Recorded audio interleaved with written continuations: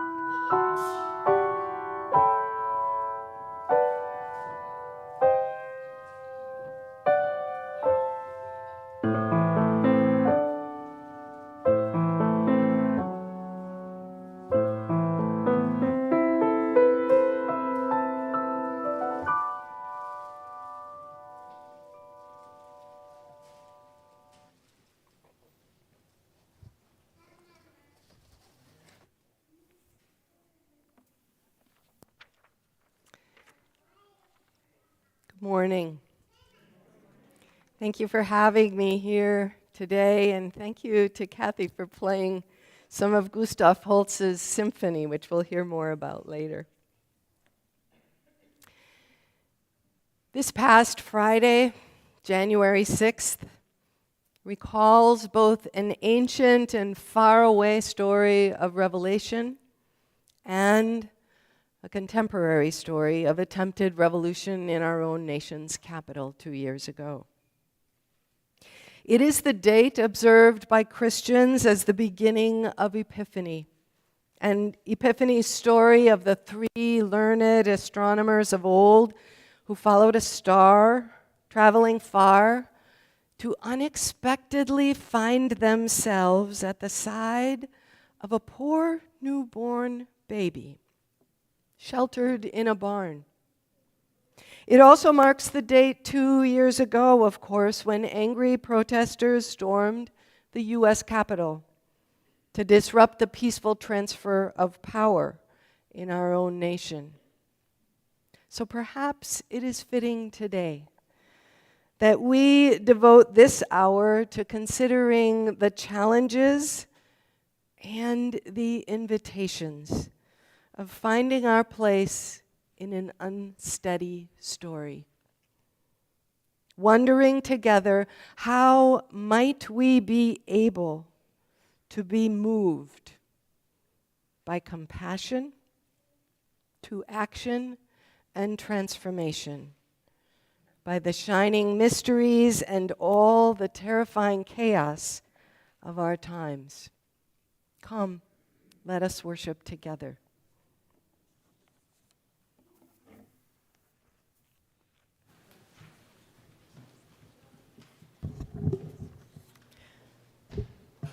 For those of you at home, I invite you to light your chalice with us as I read these words by Jennifer Grayson.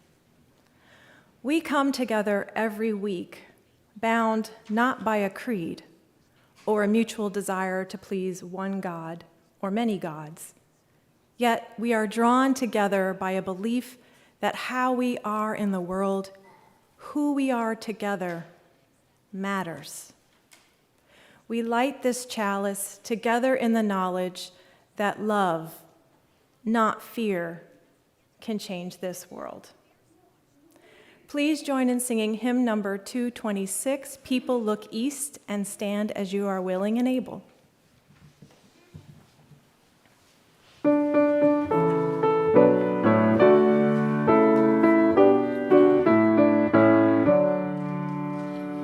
People look east, the time is near of the crowning of the year.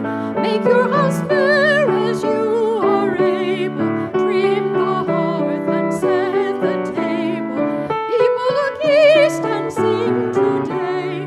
Love the guest is on the way. Furrows be glad, the earth is bare. One more seed is planted there. Give up your strength, the seed to nourish, that in course the flower may flourish.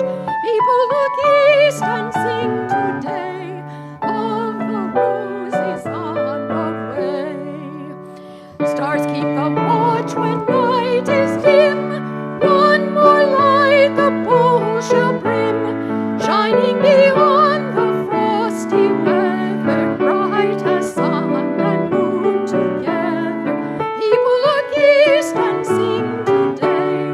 Love, the star is on the way.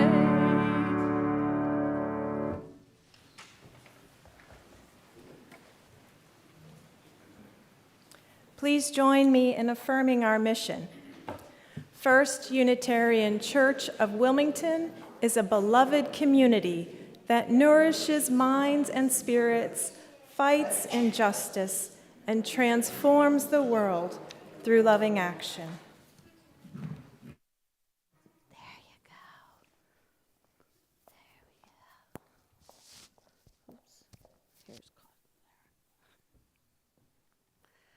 Good morning, everyone. Today, I'm going to share the story Balancing Act.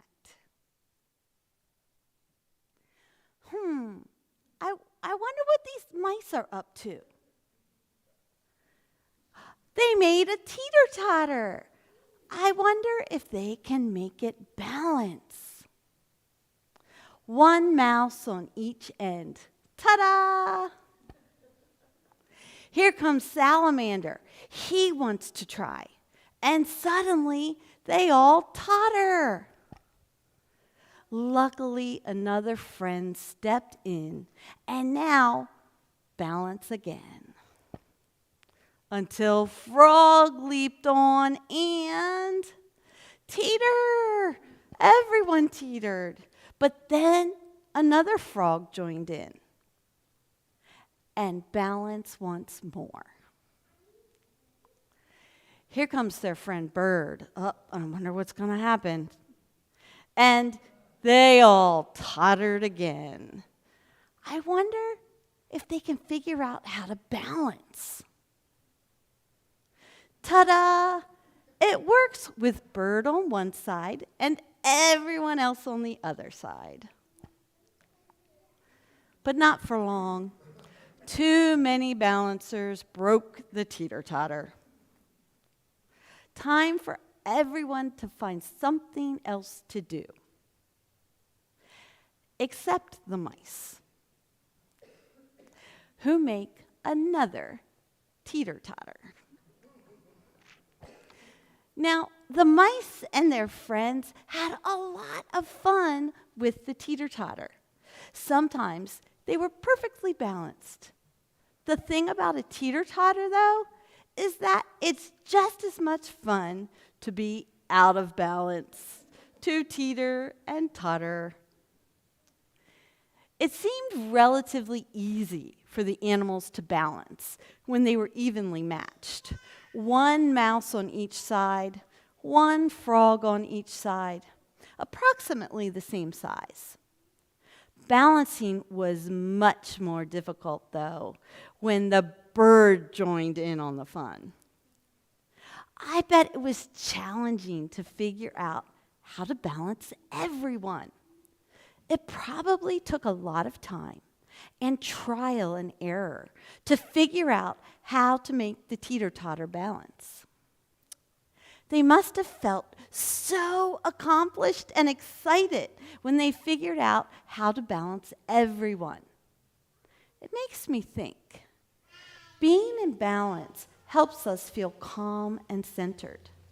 But at times, we need to be out of balance in order to be challenged and to grow.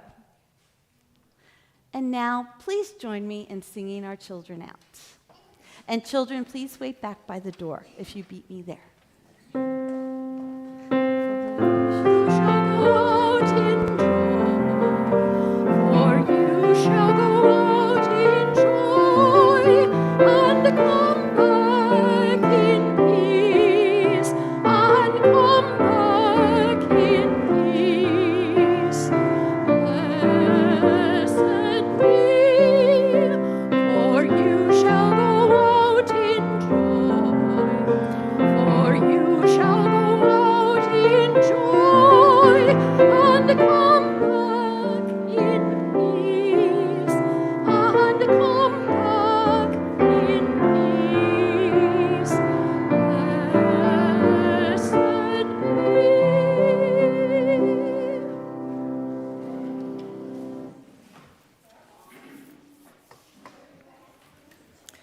The following reading is by Philip Simmons in From Learning to Fall. My earliest memory, I'm standing alone at the top of the stairs, looking down, scared. I call for my mother, but she doesn't come. I grip the banister and look down. I have never done this on my own before. It's the first conscious decision of my life. On some level, I must know that by doing this, I'm becoming something new. I'm becoming an I. The memory ends here, my hand gripping the rail above my head, one foot launched into space. 40 years later, encroaching baldness has made it easier to see the scars I gained from that adventure. Still, I don't regret it. One has to start somewhere. Is not falling as much as climbing our birthright? In the Christian theology of the fall, we all suffer from grace, the fall from our primordial connectedness with God. My little tumble down the stairs was my own expulsion from the garden. Ever after, I have been falling forward and down into the scarred years of conscious life, falling into the knowledge of pain, grief, and loss. Think again of falling as a figure of speech. We fall on our faces, we fall for a joke, we fall for someone, we fall in love. In each of these falls, what do we fall away from? We fall from ego. We fall from our carefully constructed identities, our reputations, our precious selves. We fall from ambition. We fall from grasping. We fall, at least temporarily, from reason. And what do we fall into? We fall into passion, into terror, into unreasoning joy. We fall into humility, into compassion, into emptiness, into oneness with forces larger than ourselves, into oneness with others whom we realize are likewise falling. We fall at last into the presence of the sacred, into godliness, into mystery, into our better, diviner natures.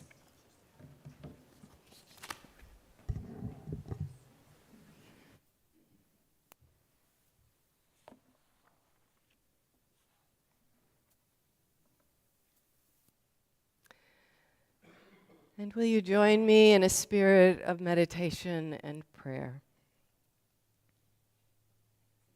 Holy One, source of all being and promise of all our becoming, we gather today in the unsteadiness of our times, on the shaky ground of all that is changing in our personal lives, in our shared life in this congregation and in our wider faith, and in the midst of so much shifting in our communities, in our nation, and our world.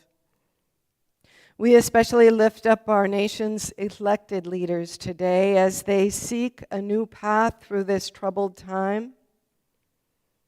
We also hold in our hearts the teacher from Richneck Elementary School in Virginia, struggling to recover from her own student's gunfire.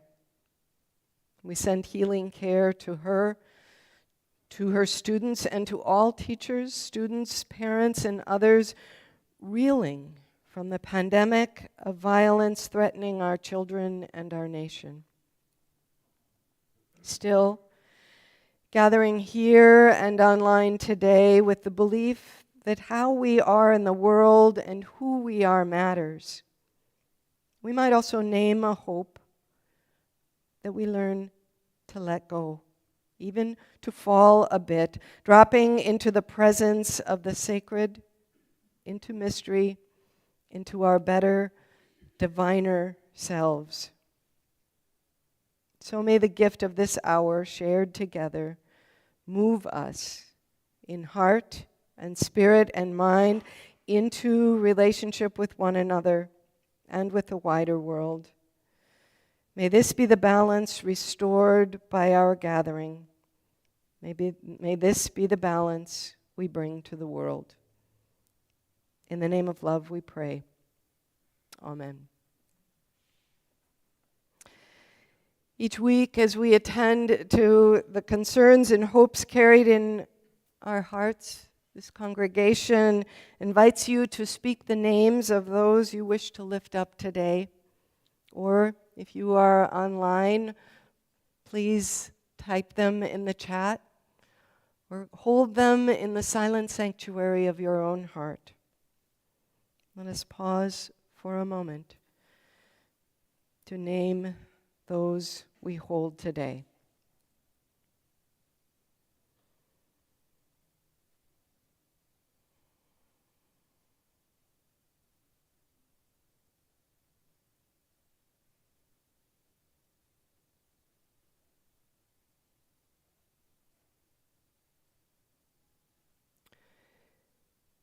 May all those whose names have been whispered and held in silence find peace and healing and wholeness on this day.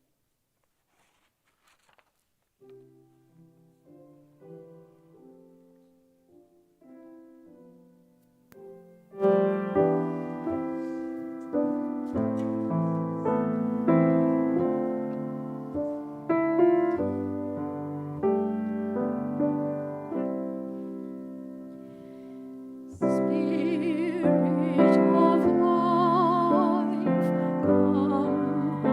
unto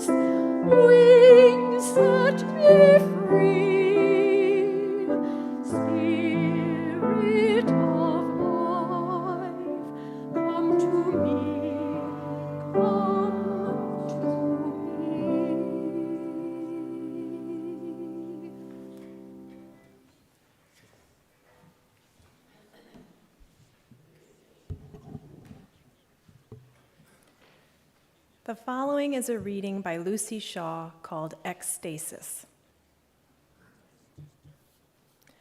The music Gustav Holst's The Planets is described by the announcer as moving, touching, powerful, as if even as we listen, we'll get shoved around, displaced, our senses orienting us to something other. So maybe this is what is meant for us, to be ready to be unsteady, unhinged beside ourselves, constrained by magic to know the world new, to be transposed, dislodged, ready for realignment, reintegration. Bring it what it takes for sight, for hearing, touch, taste, sense of smell, spirited imagination, any of the ways we're engineered for transformation.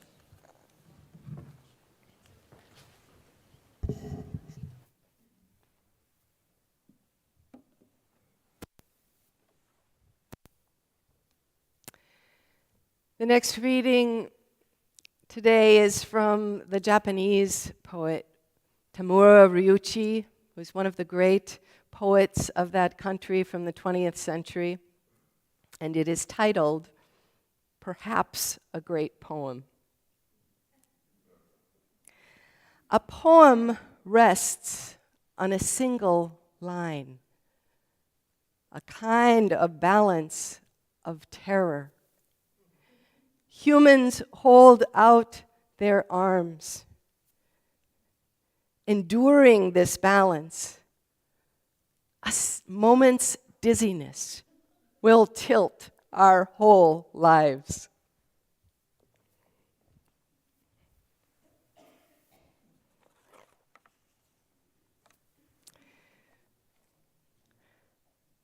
Whether or not you have ever done tree pose or star pose in yoga, I just inexpertly did, you have probably known moments like that, when the balance of your life tilted, perhaps causing dizziness or discomfort, disorientation or disequilibrium, or exhilarating joy. I'm surprised each time I move into star pose like this, I almost naturally break out in a smile on my face. Your own tilting moment might have brought relief or joy in that way, or as the poem puts it, it might have brought a moment of terror. Maybe it came with a pink slip announcing the end of your employment, or a love letter calling your heart out of hiding. It might have been a phone call announcing a diagnosis unwanted, or bringing news of a long-awaited award. In the poetry of our lives, our balance can be tilted by either the terrible or the terrific, each with the capacity of creating a moment's dizziness in which to wonder, in terror or anticipation, who am I now? And what am I to do next?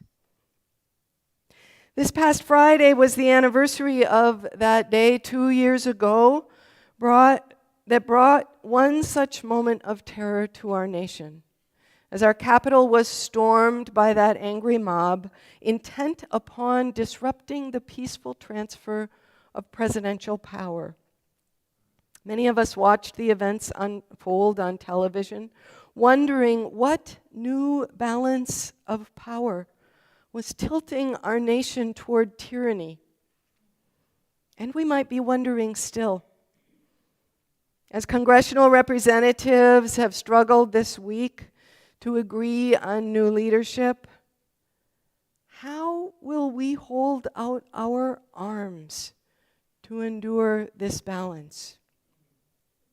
We might rightfully feel we are still teetering on this balance of terror today, still on high alert as we should be. Indeed, we in the United States have been living on high alert for centuries due to the threats at the core of white supremacy and the violent premises of any nation found on enslaving and denying the full humanity of a whole group of its people. And in recent years, our long-held, long-ignored high alert around racial oppression has been heightened by the imbalances of pandemic living, as it pulled the rug out from beneath our feet and left us reeling, still trying to regain our footing. I don't for a moment want to discount the pain and powerlessness of becoming unsteady. But today I do want to suggest that being off balance is often required if we wish to move and grow and change ourselves, our nation, and the world around us, which is one of the reasons that groundlessness is such an important concept in spiritual teachings. In one of the readings we just heard, Unitarian Universalist Philip Simmons describes his first experience of groundlessness with this story about a childhood tumble down the stairs. And despite the scar that came of it, he says he has no regrets. Quote, "Is not falling as much as climbing our birthright?" he asks. It is no small thing to note that Simmons wrote this essay as his response to the diagnosis of ALS, or Lou Gehrig's disease, that he received at the age of 35. Learning to Fall, as he titled that essay and the book that contains it, was part of a larger lesson for him in living with the debilitating disease that first robbed his legs of strength and eventually ended his life tragically early.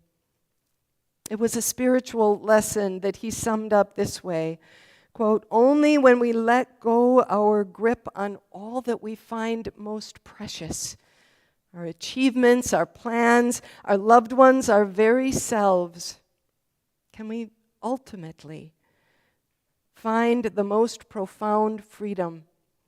In the act of letting go of our lives," he writes, "we return more fully to them." So when Simmons writes about falling from, quote, ego, from our carefully constructed identities, our reputations, our precious selves, from ambition and from grasping, end quote, he names things we normally cling to as if they are certain, as if they are necessary for the good life we want to lead, or even the good work we want to do.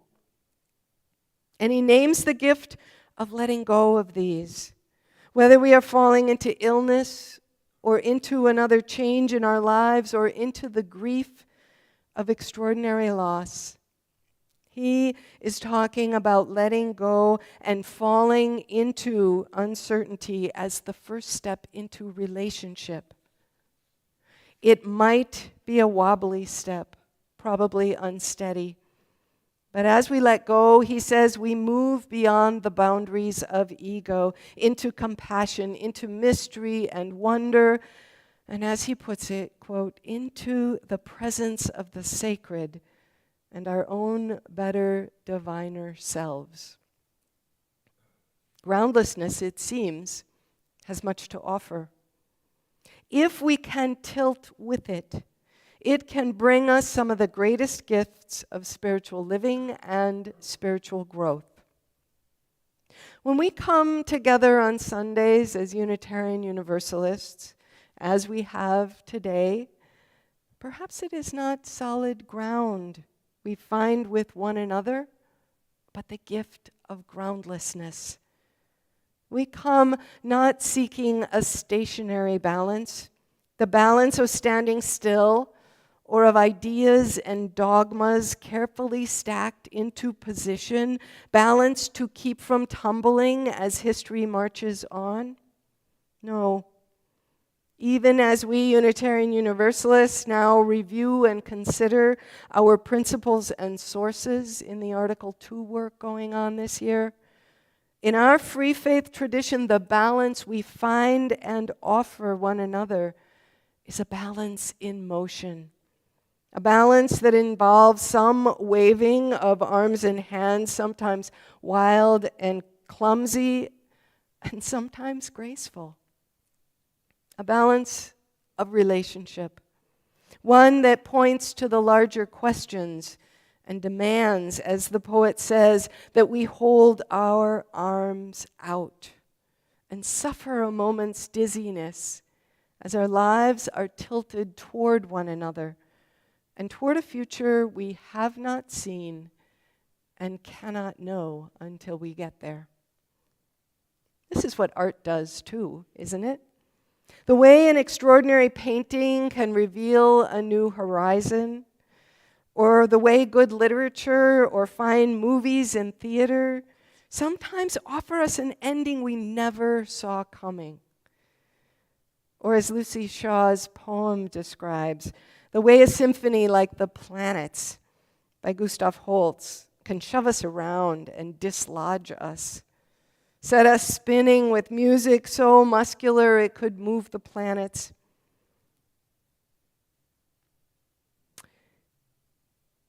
Thanks to Kathy Harris for playing one excerpt from that symphony in the prelude, and we'll hear another one after the sermon. I appreciate you bringing that into the service. This is what both good art and good worship do. Both are meant to move us, which is to say, to move our hearts and to move our lives toward the open-hearted postures of love and wonder, toward transformation, toward a new and deeper peace within and well beyond us. What does that even mean in an era that is so full of change?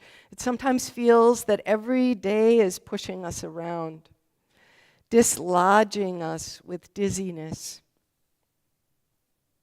Meg Wheatley, the organizational guru, writes this: life now insists that we encounter groundlessness.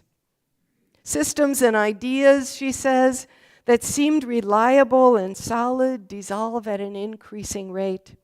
Strategies that worked suddenly don't. Does this sound familiar? Groundlessness, she says, is a frightening place at first.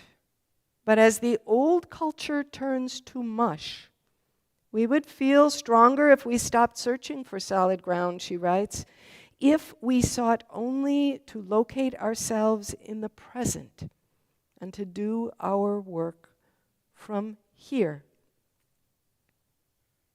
The German activist Rudolf Barrow once said, quote, when the forms of an old culture are dying, the new culture is created by a few people who are not afraid to be insecure. Are we willing and courageous enough to be insecure? Is this perhaps the balance we find and keep in our Unitarian Universalist congregations? The balance of groundlessness.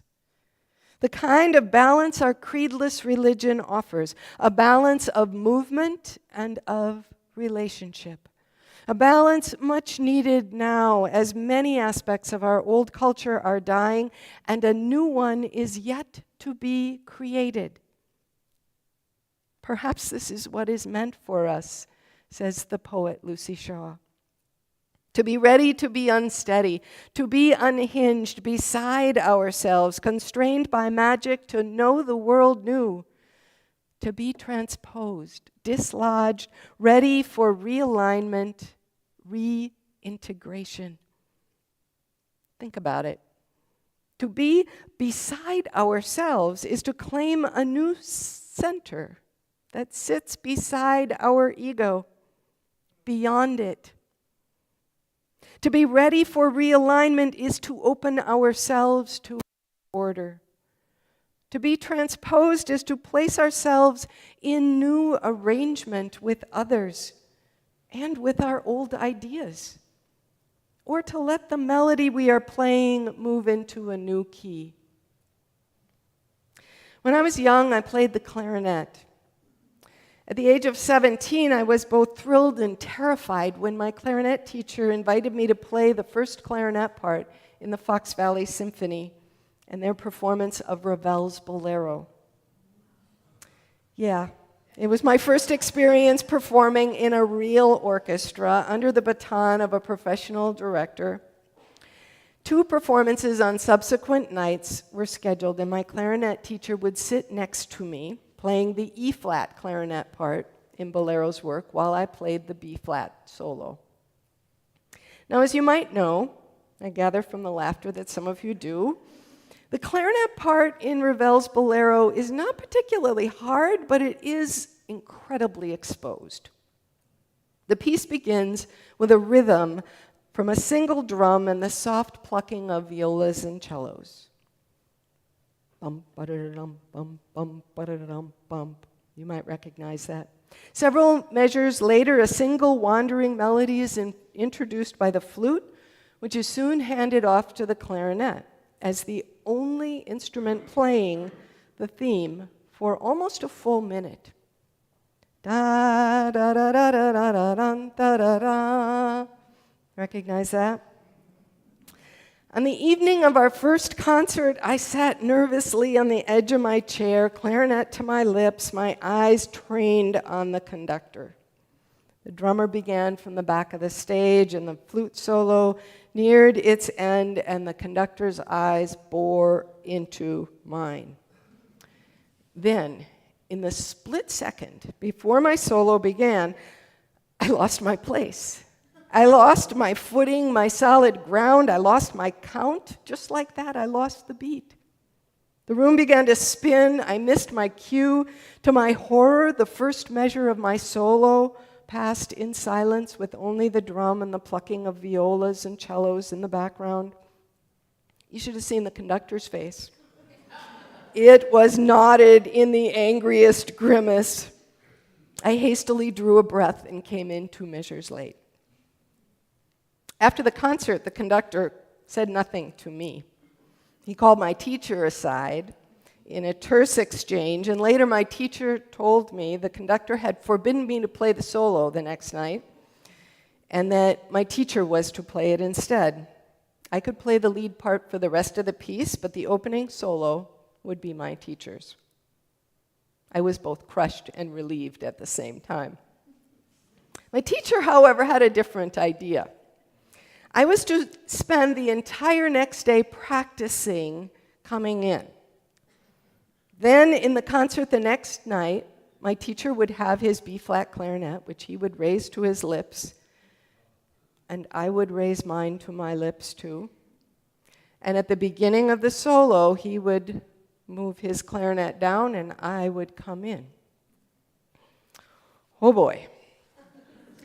Perhaps I don't need to tell you how this terrified me. Some of the most unsteady time I have ever known in my life has been when the ground shifts, breaks up, slides like an active avalanche during or after one of my own failures. I begged my teacher to play the solo, but he refused. That evening, my hands were shaking as the concert began, and the conductor raised his baton, nodding at my teacher. No one noticed that I raised my instrument to my lips, too. But when the conductor's baton went up, I came in exactly on cue, building volume through that first long note of the solo while my teacher lowered his clarinet to his lap, and the conductor looked from my teacher to me in great anger. And realizing he had no choice, he offered me the slightest of nods, and I snaked my way successfully through the rest of the solo and the rest of the song.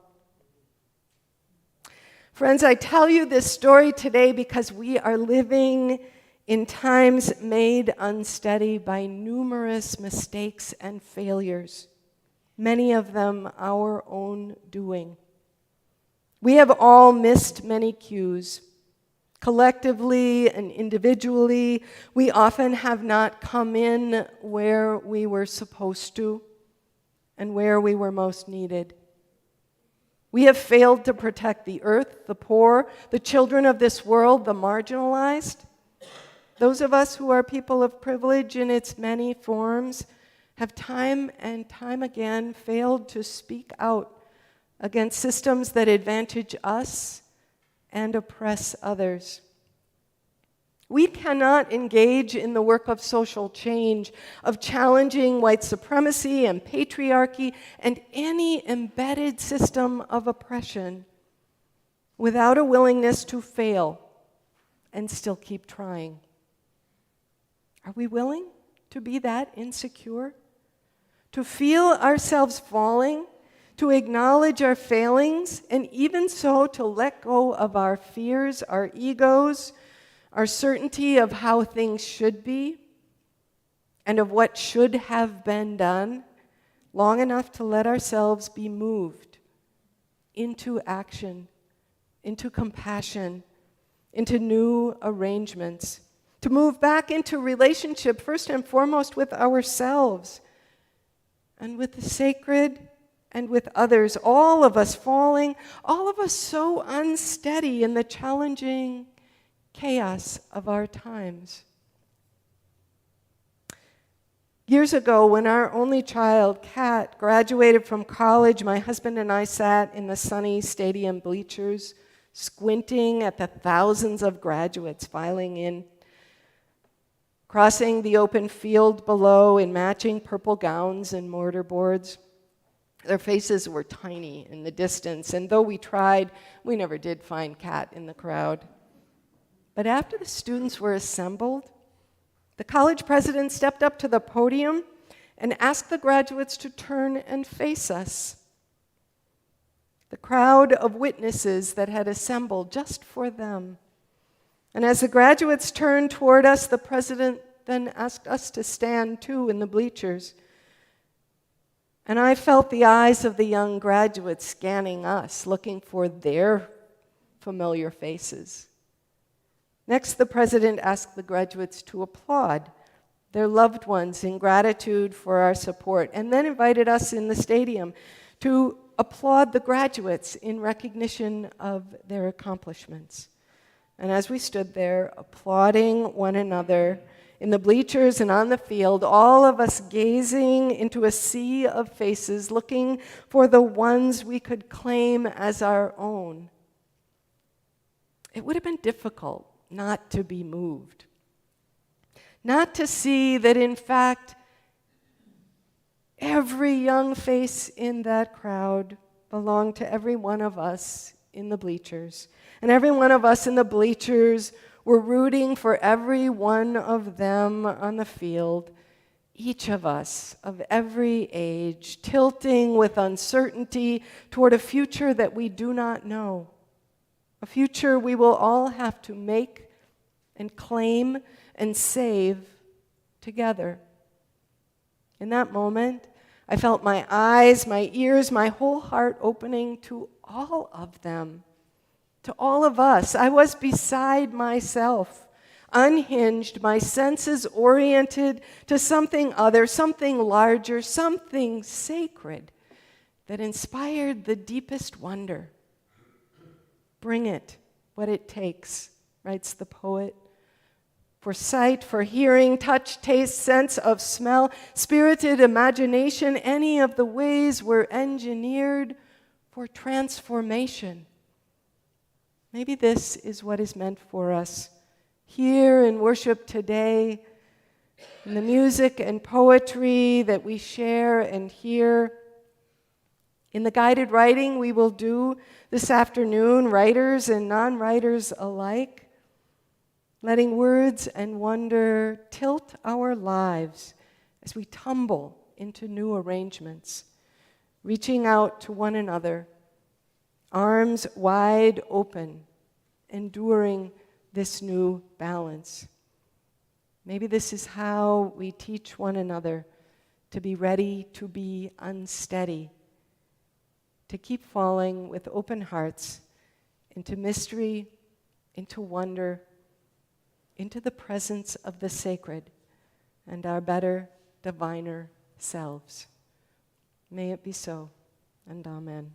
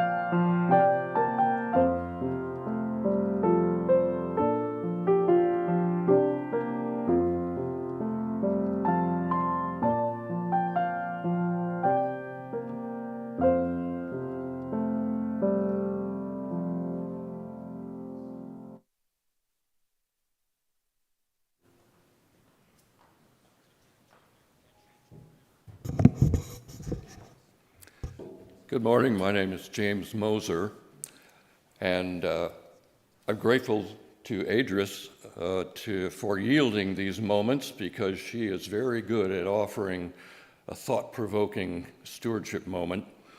I'm here to represent the Emmanuel Dining Room work team.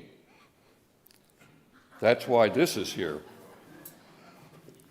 Emmanuel Dining Room is a project of the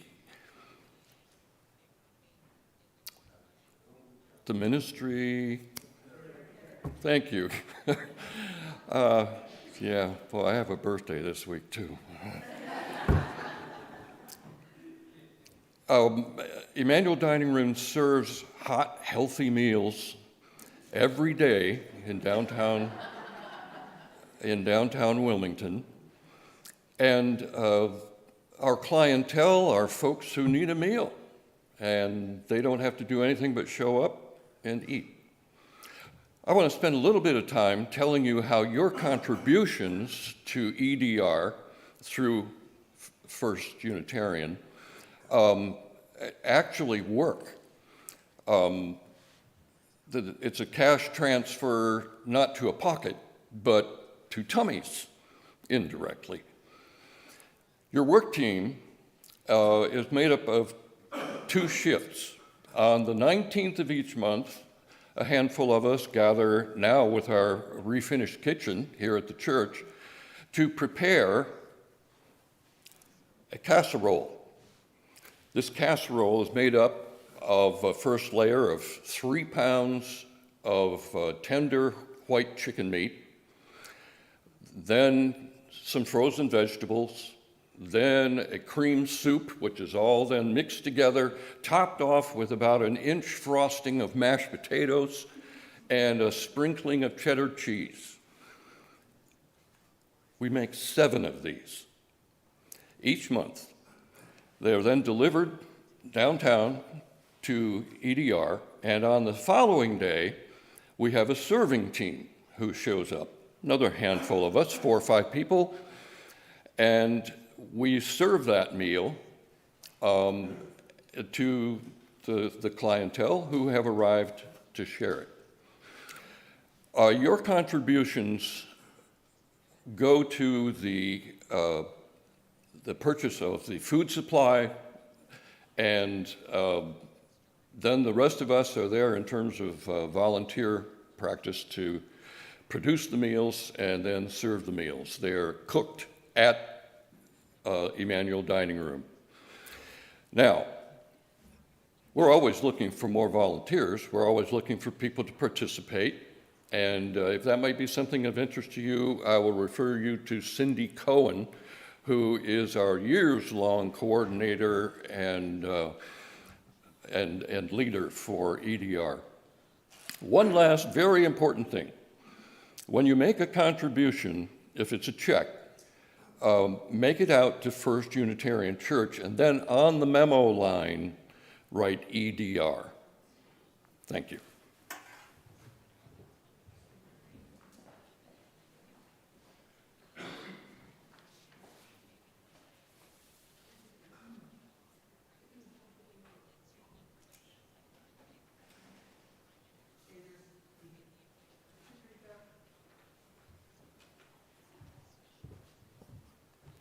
So thank you for your gifts to our church. There are 4 ways to donate. In person by leaving the cash or check in the box at the back of the sanctuary on Sundays, or you can mail the checks to First Unitarian Church at 730 Halstead Road, Wilmington, Delaware 19803, and write the special collection in the memo line. Or you can go to our online donation page, firstuuwilm.org/donate-now. All Sundays, simply select Sunday morning collection. And finally, you can download the Vanco Mobile Faith Engagement app on your smartphone and find First Unitarian Church of Wilmington and follow the prompts to give to the Sunday morning collection. Please join me in the offertory dedication. To the work of this congregation, which is weaving a tapestry of love and action, we dedicate our lives and these our offerings.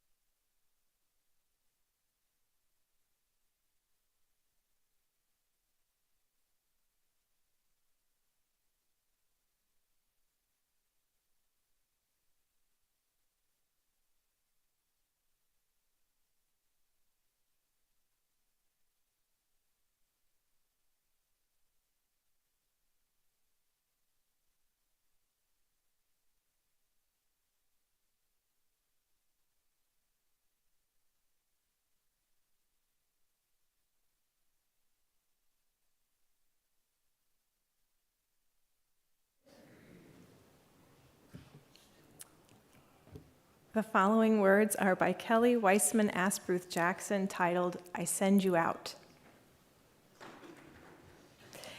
I send you out now to share yourself with the world.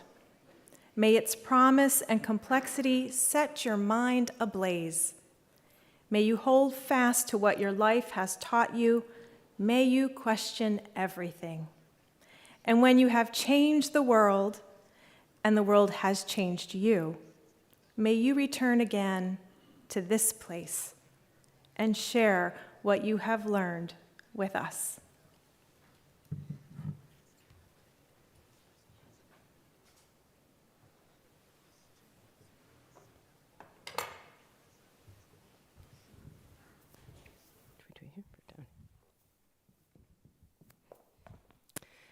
And now, friends,